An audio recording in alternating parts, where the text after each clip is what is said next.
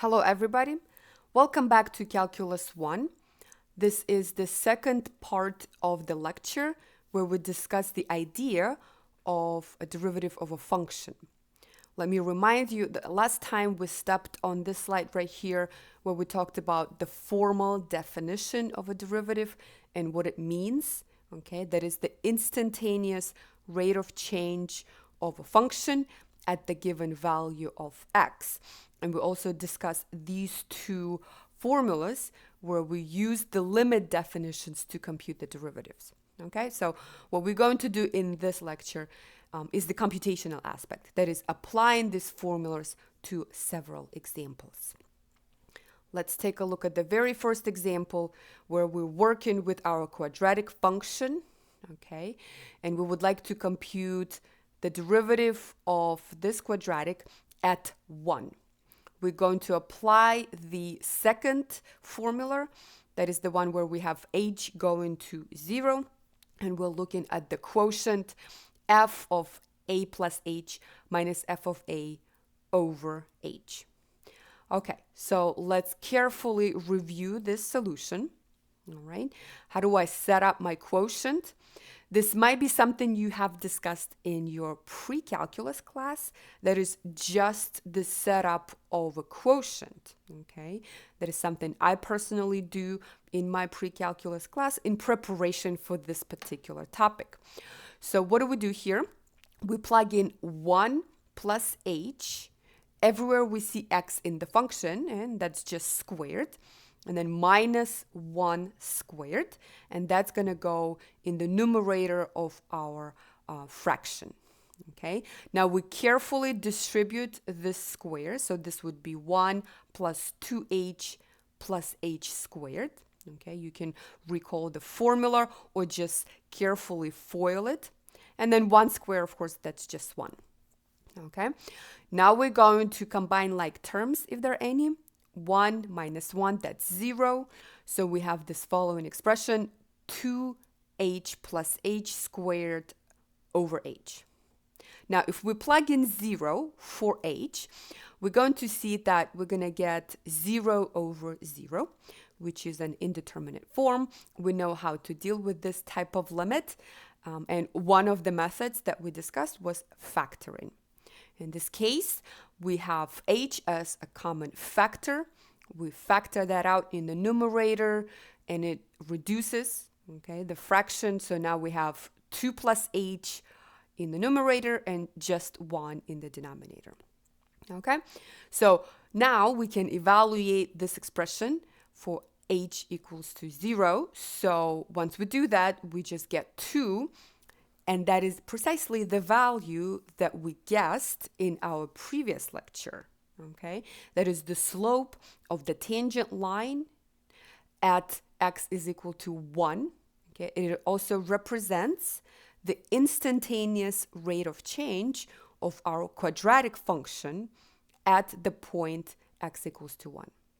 Okay, so I would like for you to take a moment, pause this video, and carefully review this solution one step at a time to make sure that every step is clear and you know where each and every one of the computations comes from.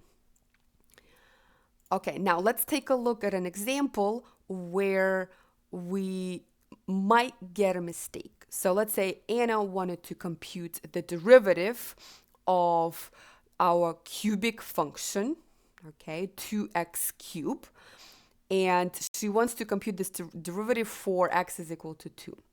And here's her solution, okay. So she sets up our fraction, okay, our quotient, and first line is okay, second line is okay, but over here, okay, this is where we see a mistake. The cube was not distributed correctly. Okay, this is a common mistake, so I just wanted to take a moment and emphasize this particular example. All right, what is the correct way to approach this computation? Well, you can either FOIL 2 plus h 3 times, right? So you multiplied 3 times, or you can also remember the formula over here. that I posted. So this is how you distribute the cube for a binomial expression. Okay, so this solution is incorrect. That's okay. Okay, we just need to be cautious and be aware of this particular step. Okay, whether it's quadratic or cubic, we need to be careful in distributing it correctly. Okay, so now that we know there might be some mistakes, let's take a look at another example. All right, so here we have a function f of x equals to square root of x plus 1. Okay, and we would like to use that same definition to compute the derivative of our function at 3. Okay, so that's what we want to do. And this is the definition that we're going to apply. Now let's take a look at this graph right here. We see that our function is increasing.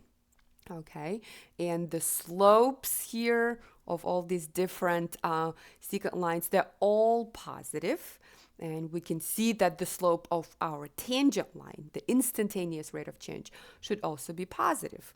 It's kind of difficult to say what it is just by looking at the graph, but at least you can eliminate one of the answers, right? It's not going to be negative 1/4. It's going to be one of these positive answers. So let's see how we approach this problem. I'm going to show you my solution. Okay, there it is. All right, so we have the following limit, and now I'm plugging in 3 plus h everywhere I see x, okay, in my expression, and then 3 for x as well, because that is the value that we want to compute the derivative for. Okay, so the same setup here. Okay, now we do simplification. So 3 plus 1, that's 4. 3 plus 1, 4, and square root of 4 is 2. So that's where this 2 comes from. Okay, notice that if I evaluate this expression for 0, h is equal to 0, once again we get 0/0. Okay, we know how to deal with this type of limit. Okay, since we have a radical here, we're going to multiply by the conjugate, and that is something we've discussed already. Okay, so I'm multiplying my top and bottom by the square root of 4 plus h plus 2. Okay, what happens on the top? This becomes difference of squares. Okay, and then on the bottom we just keep it as is. We do not need to distribute that product. Okay, you'll see what's going to happen. So in the numerator of the function, I'm going to get 4 plus h minus 4, which is just 2 squared. And notice that 4 and negative 4, they cancel out. Okay, now I have a common factor of h on top and the bottom, so we can reduce our quotient, and now we have limit as h goes to 0 of this expression 1 over square root of 4 plus h plus 2. That's a limit that we can easily compute by just plugging in 0 for h. So the answer is 1/4. That means f prime at 3 is equal to 1/4. That is the instantaneous rate of change of our function at 3. Okay, so now that's what I'm going to pick over here. That's going to be the answer for this particular problem. Okay, now you might be wondering at the moment, will we be computing our derivatives using this method the entire time? Because it seems like it's fairly tedious. And the answer is no. We will not be using this method throughout the whole class. Okay, we will learn how to compute derivatives much quicker than this, but this is an important part of the entire calculus sequence. So I want to make sure we know how to apply these definitions and what it really tells us about the function. Okay, so this example is done. Let's take a look at the next one. Here I have a rational function. F of x is equal to 2 over x minus 1. And we would like to compute the derivative of this function at 5. Now notice here we are using the other definition. Okay, so this is limit as b goes to a, and now we have f of b minus f of a over b minus a. Okay, I wanted to show you a slightly different approach. Now, these approaches are equivalent. Okay, I noticed in my previous teaching that some students prefer the other formula, while others would always apply this one. It is completely up to you which formula you would like to use. Okay, so let's go ahead and see this example. All right, well, just by looking at the graph, we can see that our slope should be negative, right? So the derivative of this function at 5 should be a negative value, which means we can eliminate one of these answers already. It's not going to be positive 1 over 8. Now, how do we approach this problem? Okay, so here is the solution. Okay, let me go through it very quickly. So we do limit as b goes to 5, and I'm setting up my quotient, f of b minus f of 5 over b minus 5. Okay, notice once again, if I plug in 5 in here, I'm just going to get 0 over 0, right? So now I'm actually applying my function. My function was 2 over x minus 1. Okay, so I'm going to plug in b for x and 5 for x. And then b minus 5, that stays in the numerator. And I want to know what this limit is. Okay, so here I'm going to work with just the expression, the quotient, and then I'm going to apply the limit to it. So what is the trick here? I'm going to clear my fractions in the numerator. So here I get 2 over b minus 1 minus 1/2. I just simplified this expression right here. And I want to get rid of these values in the denominator. So I'm going to multiply by 2 b minus 1, both top and bottom, just to clear these fractions right here. Now, once I do this, what's going to happen? Well, for the first one, b minus 1 will cancel out. So this is 2 times 2. That's where this 4 comes from. Okay, and for the second term, 2 will cancel out. We're just left with minus b minus 1. Okay, I'm putting parentheses around here to make sure that we do not lose that negative sign. Okay, very important. And now once I distribute the negative sign, I get 5 minus b, which I can rewrite as negative b minus 5. And notice what happens here. I cancel out one of the factors. Okay, and you might have already noticed a pattern here that as we solve these type of limits, there's usually a cancellation happening. Okay, if you had that observation, that's great. Okay, we're trying to find patterns as we solve these problems, and that's one of them. So our quotient just gets simplified to negative 1 over 2 times b minus 1. So the derivative of our function at 5 is the limit of this expression here as b goes to 5, but now there is no problem. We can just plug that in and we get negative 1 over 8, which is great because we know that at least we got the negative sign correctly. Okay, so negative 1 over 8 is correct. That is the value that we're going to pick here that represents the slope of the tangent line, okay, to this function at x equals to 5. Okay, all right. Now let's take a look at the importance of the derivative. Okay, let me again emphasize that the derivative is telling you what?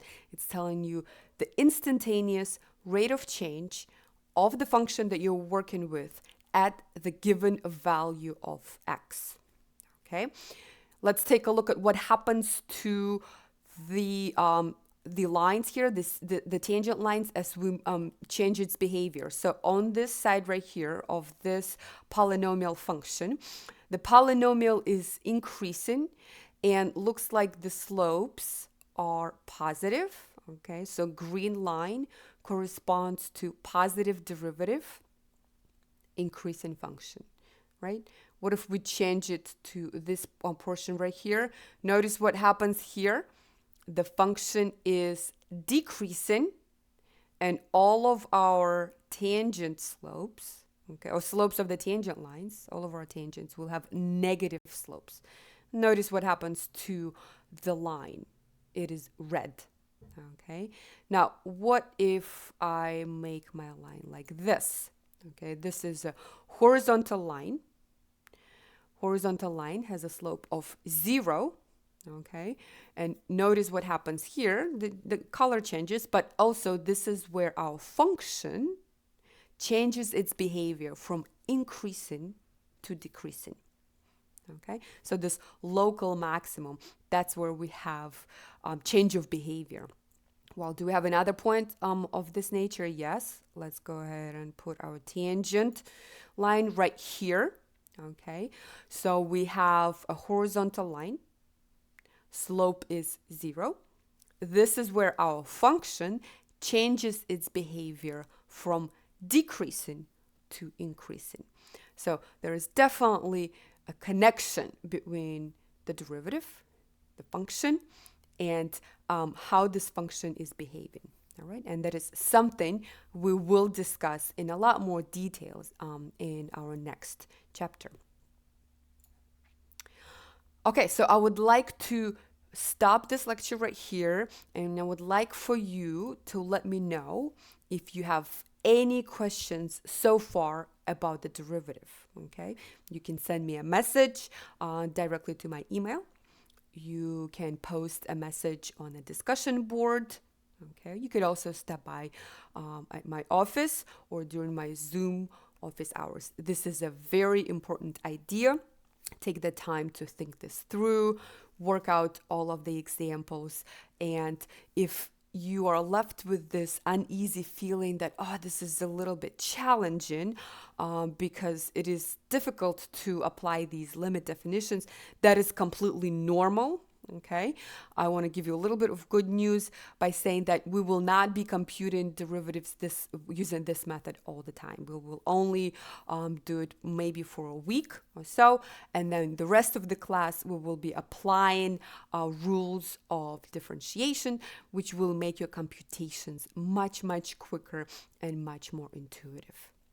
Okay, thank you all for watching. I will talk to you next time.